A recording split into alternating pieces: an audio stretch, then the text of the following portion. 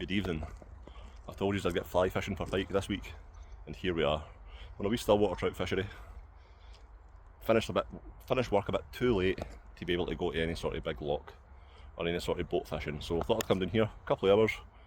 There we go. No calling. So hopefully get a few pike and show you. It is sunny today, but the weather has cooled right down. A bit of anomaly today. The last few days have only been about 14-15 degrees. The water down here is quite low, but we'll see if we can get anything.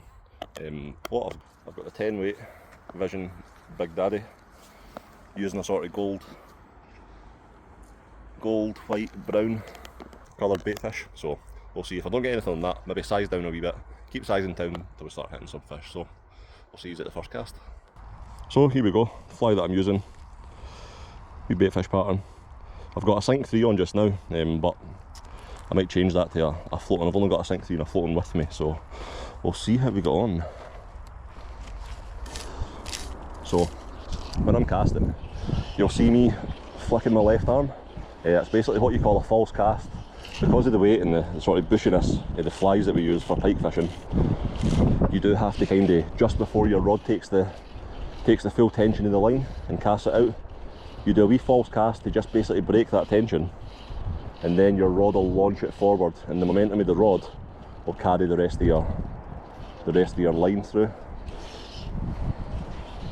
A few casts to start with to find my distance. It's a shooting head as well, so it looks easy to cast out. It is a bit easier to cast out with a shooting head rather than a double taper or a weight forward or anything like that. Which means basically the end of the fly line has a thicker, heavier, smoother bit. Maybe, I think my shooting head's about, is it 14 foot or 9 foot? It just basically helps carry your flies. It takes away a lot of the mistakes in your casts as well. Ooh.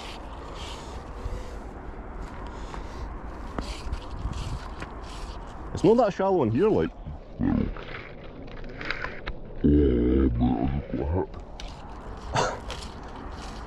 That sunk right to the bottom there. Wasn't he paying attention?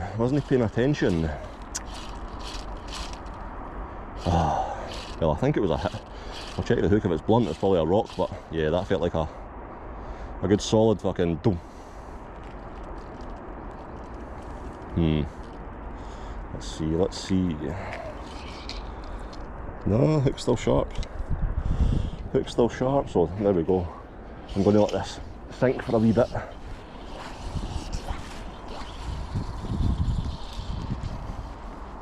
I'm going to show you exactly how I tie this on. Now, I've never ever lost a fly due to this. I've never ever had it slip off. Never lost a fish.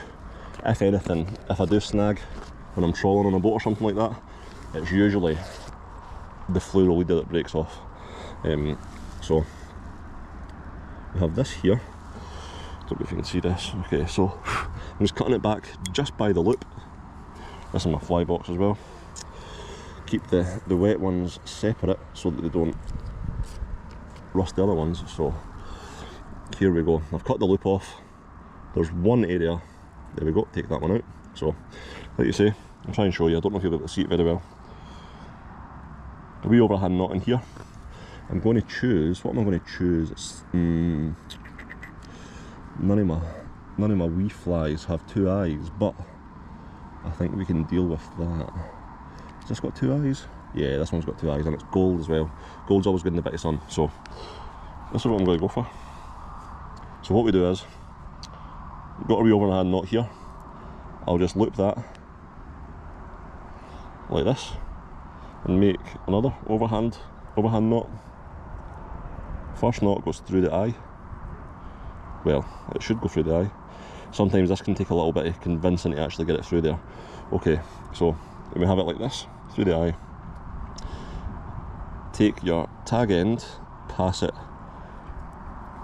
through that loop, pull that to where you want it, and you're just tightening your big loop so that your first knot can't pass through it. And there you go, a nice wee loop. Fly's got plenty of movement. It's not stuck on a swivel. It can't get stuck a certain way on a swivel.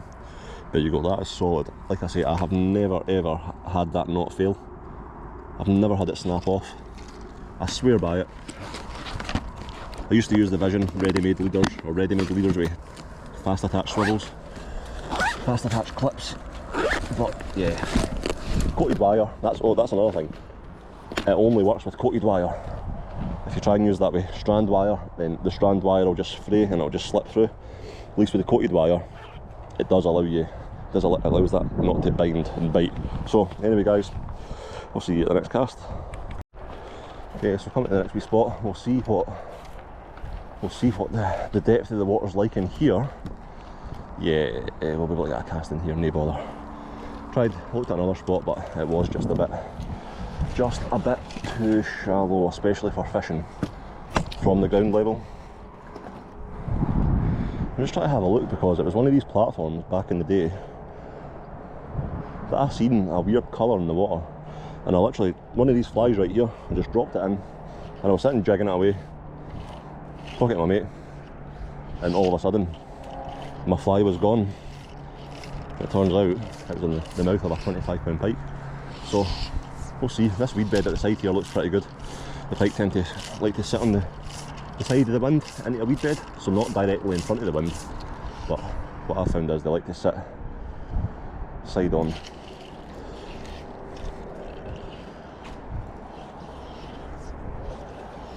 That's a bit better for a cast as well. Yeah, it's not great. We'll get better as we cast. A bit rusty. Not done it in a while. Not sure how deep it is in here either, but it's a bit deeper than over there. Hopefully.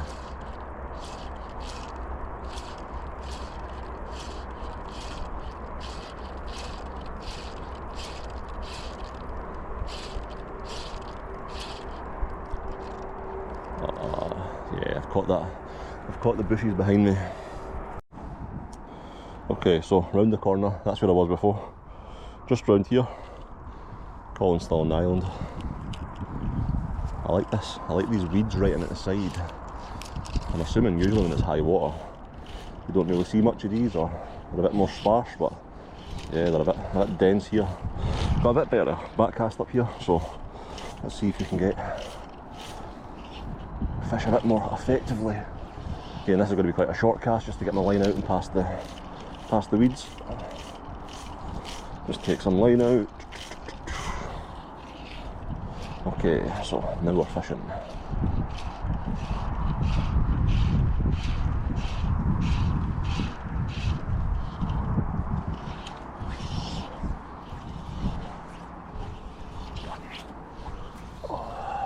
It's a better cast. Yeah, there's a lot of fry. I've just seen a wee fry popping out down here, so I think in along this weed line. Now that the sun's off it, it's maybe going to be quite a good wee area.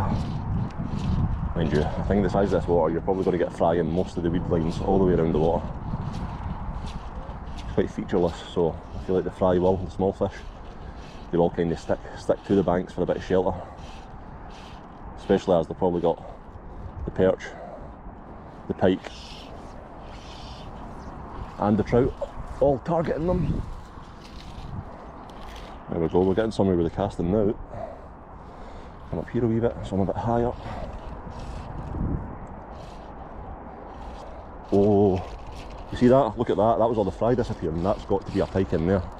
That's my pike.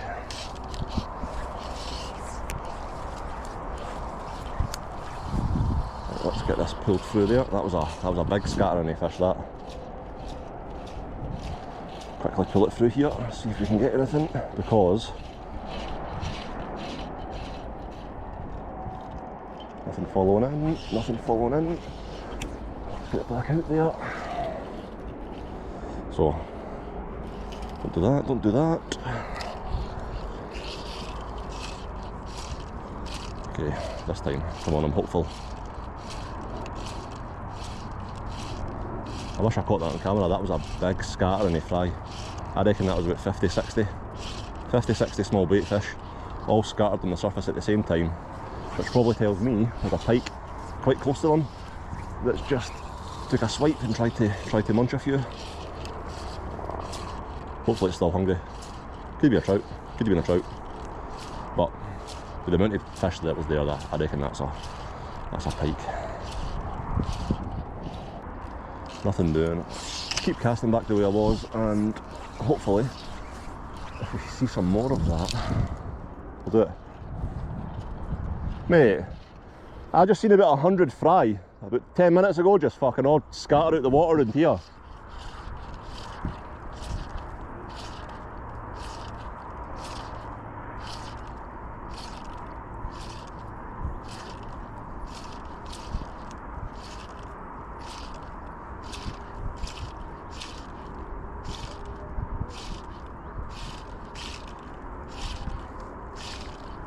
And again.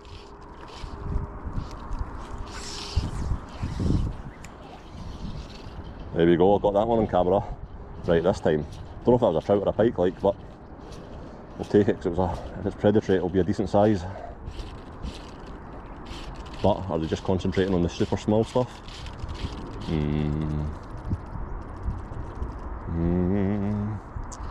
Oh no, don't do that.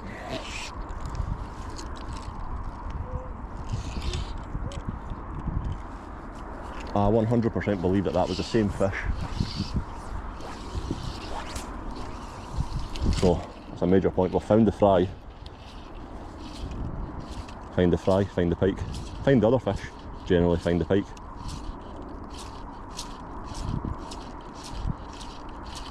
Just try to suss now if they want it on a slow retrieve or a faster retrieve. It is tough, it is tough. But it could be the case that there's that much natural food in there for them that they're not really turned on by this fly, so again, it doesn't work. I don't really like going smaller than this in terms of pike flies.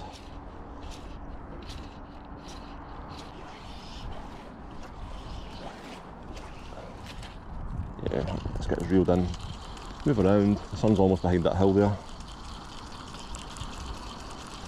On one side, it's hard when the sun goes down or when the light levels drop, especially when you're fly fishing for pike. When you're fly fishing, it is predominantly sight fishing. Well, the pike are predominantly sighting out your fly.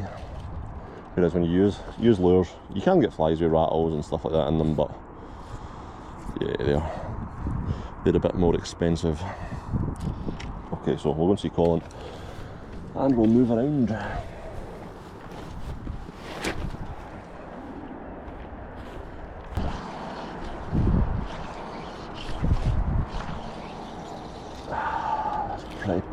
Pretty poor, I need to be aiming higher. So a wee tip as well, never aim on the water for where you want to cast it. Always pretend there's a shelf above the water, always aim higher than the water, and that'll help your cast kind of fall down nicely. In theory, anyway. A lot of factors come into play when you're casting your fly.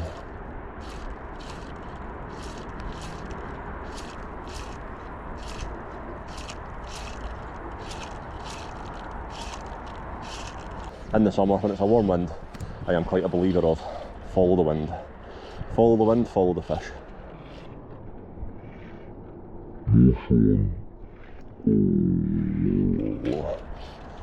Don't know if you've seen that, guys. That was another bite there, but I think it's maybe a trout. I've seen it swirl at the back of that there, but it didn't look too big. I think that's maybe a pike, that one. Oh, I'm right in front of it, It was quite a poor cast, it didn't land very well, but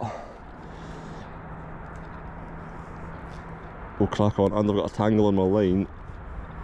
I have to get the tangles out. I cannot risk hooking a pike with a tangle there, because it'll snap me off. It'll get stuck in the eyes, it'll break the eyes.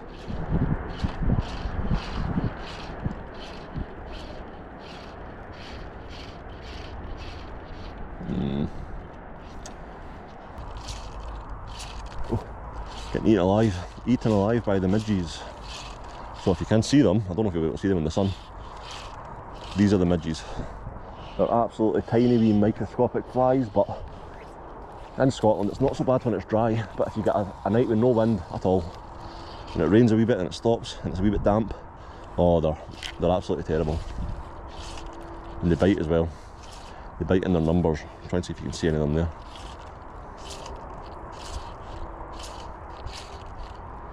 So we don't tend to get a lot of mosquitoes in Scotland, which is thankful, but yeah, the midges can be It'd be so annoying. Good thing about the midges is they tend to stay outside.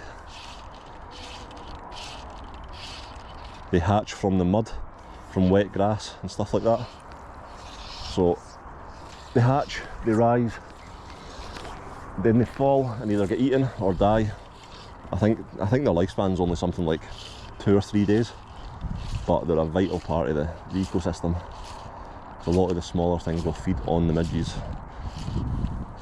A lot of the guys are trout fishing as well. A lot of the fly patterns they use is like the larvae and the pupa, or the pupae, I don't know how you want to say it, of midges, wee buzzers and stuff like that. Like I say, when I was younger, fly fishing for trout was my kind of forte. Done it for years, grew up on it, got a bit bored of it. A rainbow trout's a rainbow trout, whether it's the east of Scotland, the west of Scotland, the south of Scotland. That's when I went into a bit more wild fishing. What's up, man?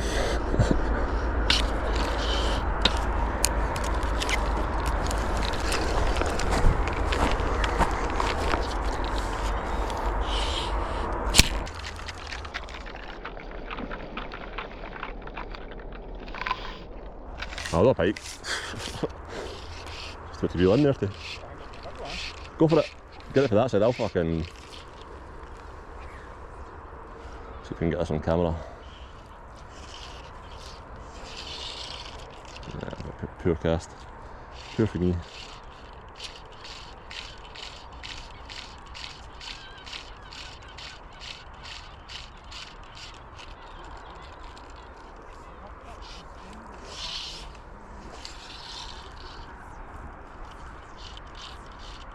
Wee twitches, try and keep it in the zone a wee bit longer than just pulling it right back out of it. That was 100% a pike. That one there sitting right up against the reeds. I don't think it was that big, but it's nice to see one. There's a wee quick cast in about these boats for this side.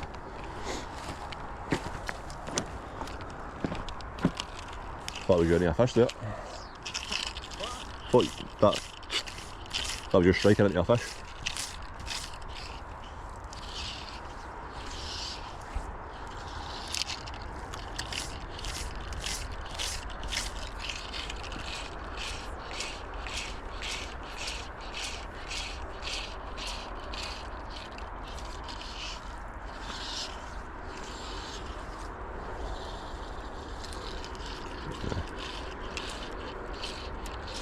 Let's see if there's anything lurking.